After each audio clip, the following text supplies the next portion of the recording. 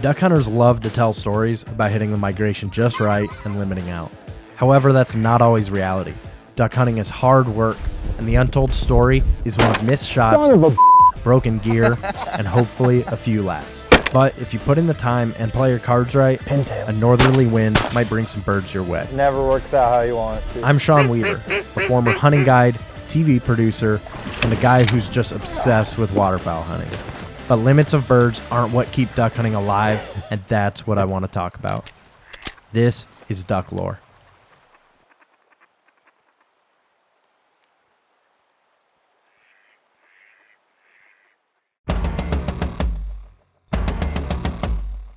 Kansas, a home away from home for me for one sole reason: waterfowl. There is no question of its stature as a world-renowned destination for waterfowl. With seemingly endless fields of wheat and corn and big deep water reservoirs, the sights of waterfowl here can be breathtaking. That is, if you hit it right. Which makes it all the more upsetting that I will not be hunting here, at least this time around. Normally when things go wrong with a TV show, the hosts or producers might postpone or even cancel the episode. But most shows don't have guests like Ryan Callaghan and Seth Morris, who know just enough, I think, to take my place as host this episode. The backstory here, as you might guess, is that I've been traveling all over the country this duck season, and well, I managed to come down with COVID the day before Cal's arrival. That being said, the show must go on. But not surprisingly, with the way things have started, Seth's flight is delayed, so Cal is on his own for a bit. Cal's first morning in town, he heads out scouting, and Snort seems to already know how this whole scouting thing works. Well, here's the problem, Snort. We didn't know exactly where the pond was. Never been here before, didn't know how to set up. There's no wind. It just wasn't a sure thing. It's the first day. We'll get it figured out.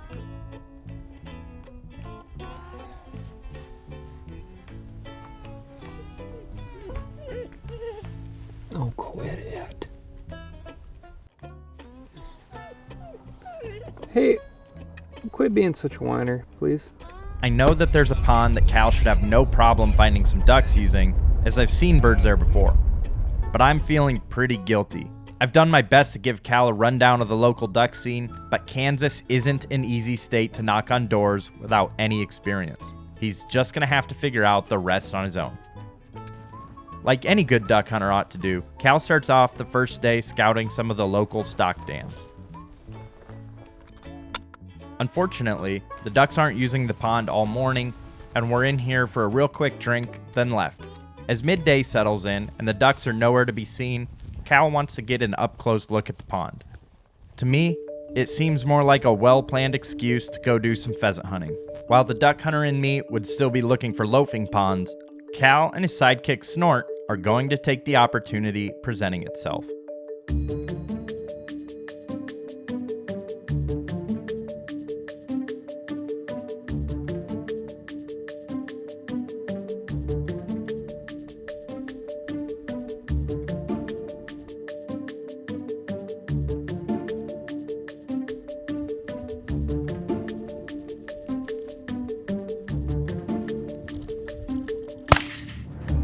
I have to say, Cal shooting a pheasant during the warm part of the day shows what a beautiful thing having a bird dog in Kansas can be.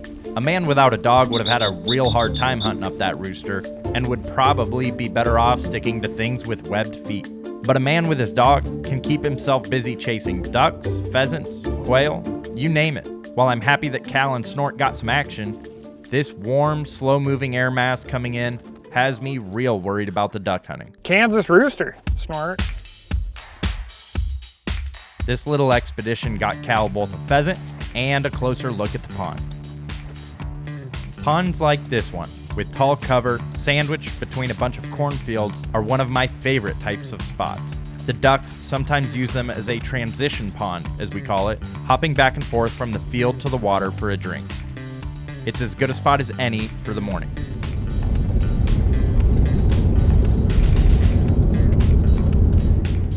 With Seth in tow, these guys get an early start. particularly since Seth hasn't had an opportunity to check out the spot yet. So Cal gives him a rundown. It definitely doesn't feel like it's 9 to 13 miles an hour right now. No, it doesn't. There's like roosting water way back here, big water. Okay. This is obviously very small water. There's Yeah. a bunch of feed around here, and there's a portion of a huge amount of ducks that's hitting these fields that are coming in here and just, you know, resting, dabbling, Nice. transitioning out to the field. They're using a typical pothole setup, a few floaters, spinners, and some water-moving decoys due to the lack of wind. And it looks like Cal has loaded up Seth with most of the gear. Classic. Then again, Cal might be preoccupied. Nothing like a young dog to keep you on your Hello, toes. girl. Going for a swim? Oh, quit.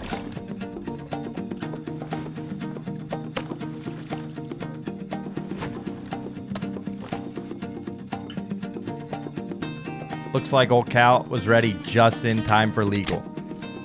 And right away, these guys are covered up in birds. We got 4 minutes, Seth. That's the longest 4 minutes of my life, Cal.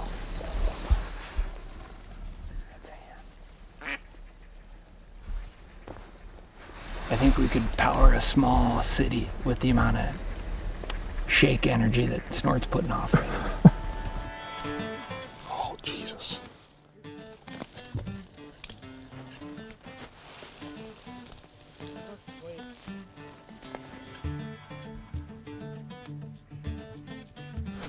I don't quite have the experience with this amount of birds.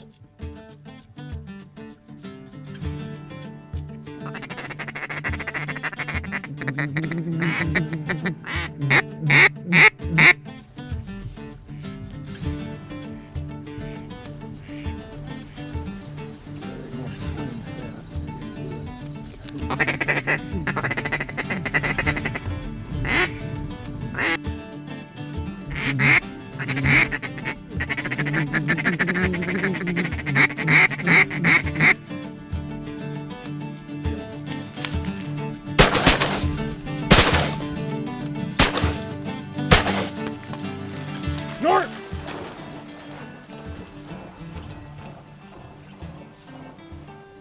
Well, I think that was some poor shooting on my part. You raked that one. I had to kind of shoot over the top of you to get him. Well, thanks for the backup. Well-trained dog getting your birds, the beautiful thing.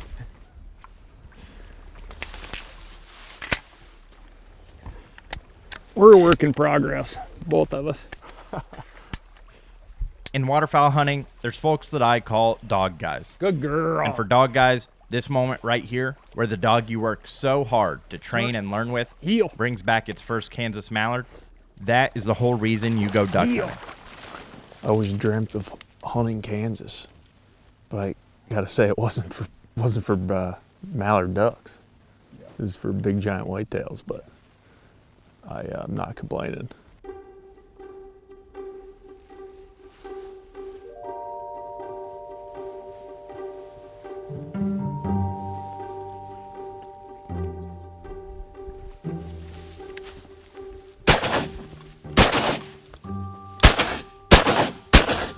I swear I was behind that dude every time. Come on, let's go. Here.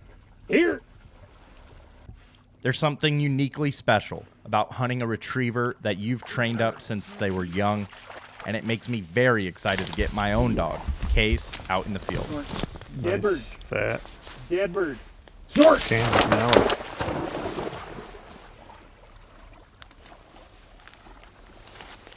Over. There it is. Good girl. Right about there. Good girl.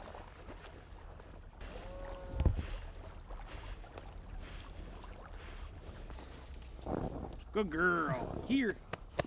Snort. With the first light push of birds coming to a drastic halt, Cal and Seth start to feel the burn from a lack of wind and weather moving the birds around.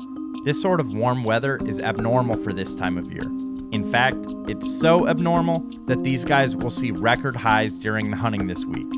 It's been a very mild fall, so the Dakotas and Nebraska are still snow-free and holding a lot of the mallards.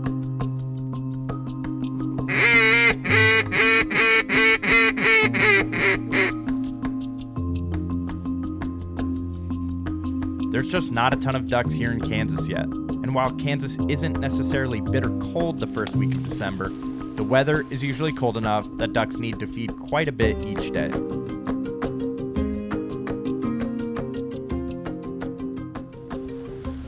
So what are you thinking for a late morning, early afternoon plan? Man, I think from what I saw yesterday, combined with what I'm seeing today, this is going to be the game as far as like decoying. Just going to be hot and heavy first thing in the morning, then taper off. Yeah, and in the morning, like we saw today, it lasts like 45 minutes. Yeah. And I think the evening is worse. Yeah, I think what you're saying about just burning some gas and trying to figure out a spot. Yeah, we just need more options. Sounds like a plan. And I don't know that, I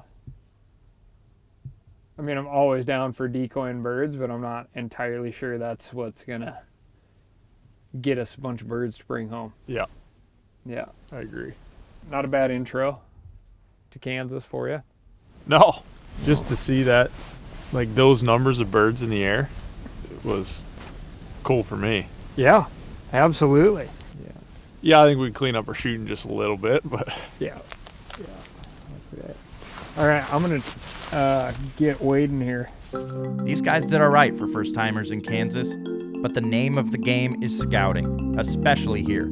Tires on the road is the only way they're going to make the best of this weather system.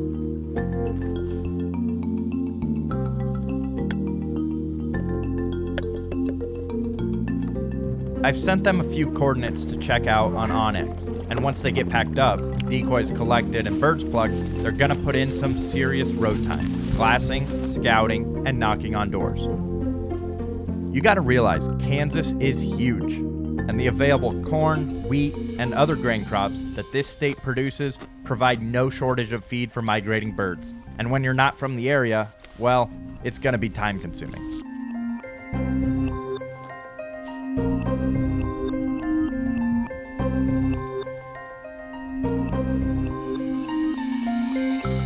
Let's talk a minute about scouting a plain state like Kansas. First and foremost, you gotta find water. There's got to be water in there. yeah, there's one right on the other side of that one. The easiest way to do that is satellite imagery like Onyx. Then, you lay out a path that runs you through as much of that water as possible.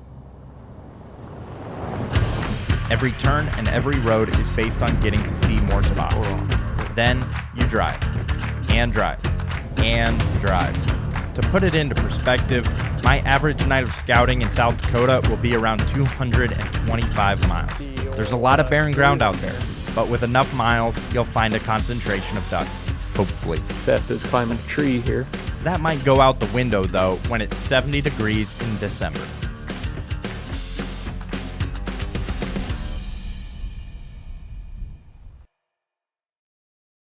Well, Seth, aside from sharing this magical sunset with you, which is not a small thing, No. I don't think we accomplished a whole lot today. No, we found birds, but we can't hunt the birds that we found. Yes. They're on the refuge. There's a rooster. I can't believe a rooster would be out in habitat like that. God! Why we're not walking this stuff, I don't know. It's because this is duck lore, not pheasant lore. We're changing it to bird lore.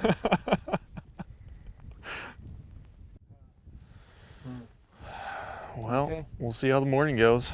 Yes, sir. Saddle up.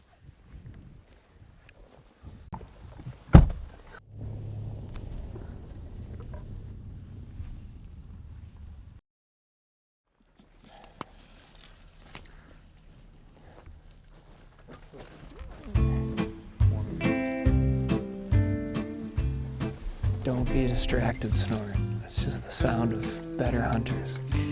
In the morning, Cal and Seth hunt a spot that, well, you can tell nobody's heart is in it. The blind kinda gives it away, but I can't blame them one iota. With virtually no wind and several parties all hunting the same handful of birds bordering a refuge, it's not productive. None of them seem to like our program. When you pick a spot that's an hour and a half away, it's 300 yards from the road and directly across from a boat ramp, you're either going to have a surprisingly good day or a day like today. Yeah. So they make the smart move and relocate. That is, they call me and tell me they're relocating, but I know that they're actually pheasant hunting. Fellas, I have to say, I'm starting to have concerns about the focus here. The show is called Duck Lore after all, and I'd like to keep it that way. I don't think there's any mallards hiding in these hills and draws.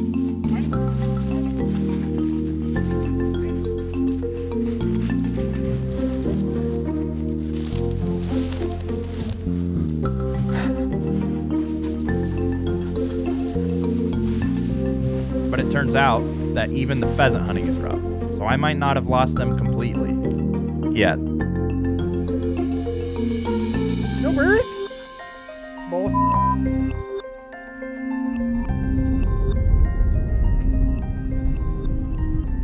So it is 76 degrees in Kansas, the first week of December.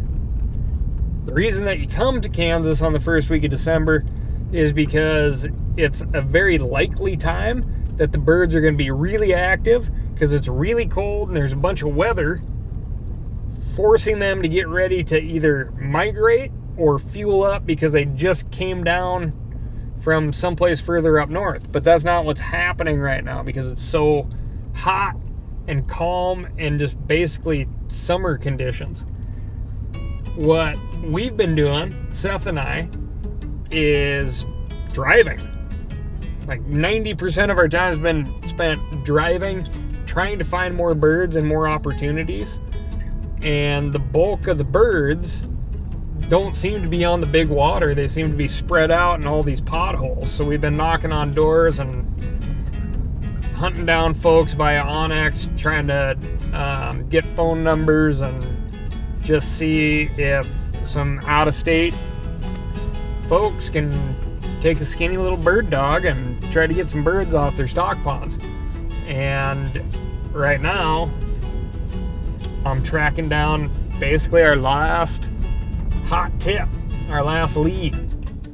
I've given them some info on a private stock pond that tends to hold a few birds. So Seth heads out with binoculars to check out the scene. Getting short on time, I'm hoping they can make a shift into some jump shooting. For ducks, that is.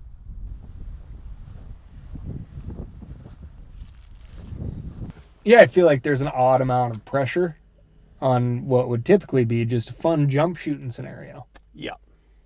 Considering we haven't been knocking them dead lately. No, we have not. It'd be nice to come out of here with a few birds. Right. I feel like if we come in on the low side and kind of crawl up as far as we can get on the high side, that puts us about midway on the water body there. Yeah. So if they do fly away, might get some good shots there. Can't do it halfway either way. No. All right, let's try that. Just go for broke. Jump shooting a pond like this requires a little stealth, but mostly you just need to plan ahead, map out an approach, and think about your ranges.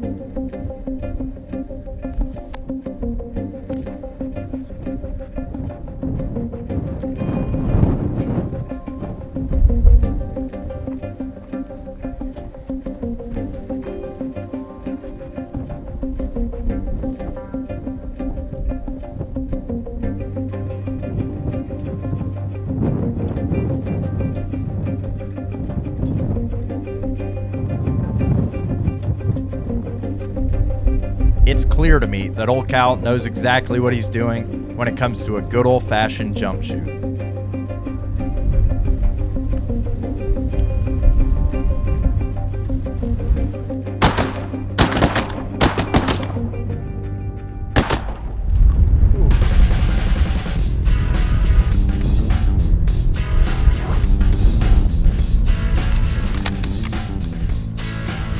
Good girl.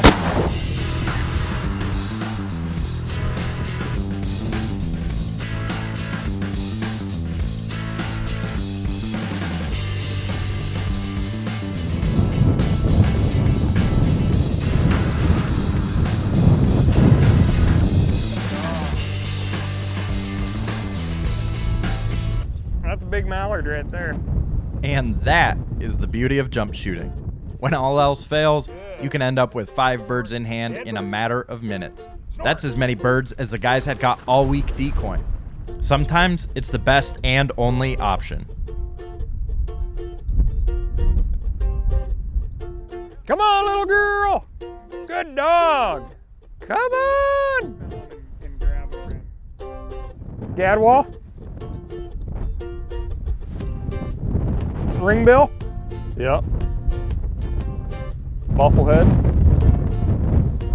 Mallard. Chunker. Yep. Another gadwall. Sweet. That was fun. That was fun. It was expensive. It was. Ducks on a pond, as they say, but quite a few follow-up shots. Yeah.